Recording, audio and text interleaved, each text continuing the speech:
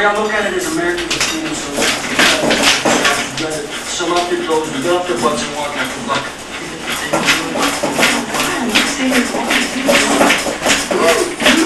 For regular checkups and eating a diet high in fiber and low in fat. The current recommendations from the American Cancer Society. I made the changes because my wife made sure I did. Secondly, it seems not to do. And thirdly, I didn't want to go back to the experience that I had before. Diets are high in fiber, low in fat, seems to me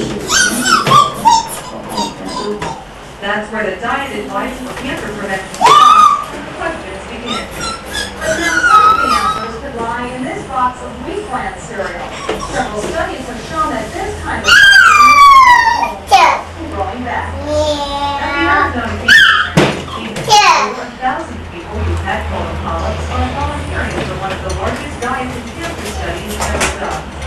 There are either a low fiber or a high fiber cereal. The low fiber cereal is 2 grams and the high fiber is 5 grams.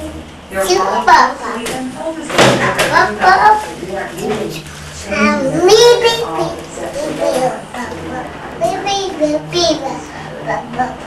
Study results won't be in for another 5 years. But in the meantime, people like Dr. Jones take advantage of the diet and wheat bran fiber in the hopes of preventing the return to colon polyps. That's why CNN has learned. Give me a thinner sheet, I'm not sure. You calling you